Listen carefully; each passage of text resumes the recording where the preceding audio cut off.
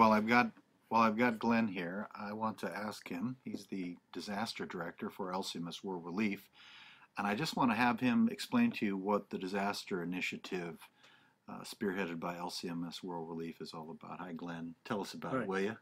Yeah, Matt, the Disaster Initiative is an innovative way in which districts and congregations can participate in responding to the needs of their neighbors in their own community and on a larger scale when the need is across the nation.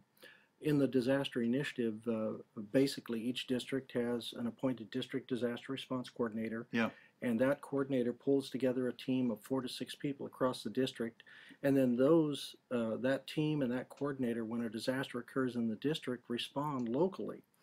What we do in conjunction with the district and with the district teams is we go into communities with them, and we talk to the pastors and the leadership of the congregation to assess what the needs are in the congregation itself, but also to assess what the needs are in the community. And then we actually go out and visit with people from the congregation who've been affected by the disaster, people who are assisting in responding to the disaster, and people in the community. And we come back to the church or to a central location, and we talk about how the local church would like to respond. And then the district, working in conjunction with LCMS World Relief and Human Care, is able to provide assistance. It might be material goods that we provide, it might be grants that we provide, might be personnel that we provide, so that we can assist the local congregation in providing relief to its own community.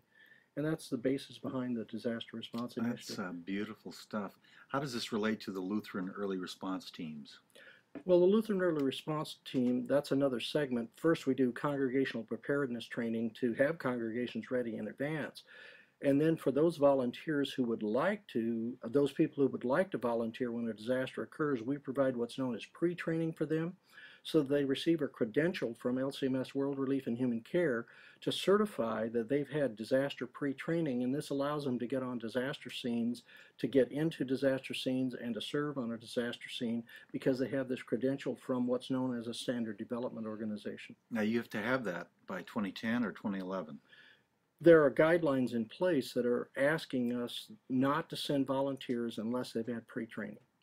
So as LCMS World Relief and Human Care or our districts, we would not be sending volunteers unless they've had the pre-training. And it's a really simple training to go through. It's very basic stuff, safety issues and sensitivity training. It's very basic. It takes about 2 hours. And you can go to the LCMS World Relief website and find this stuff?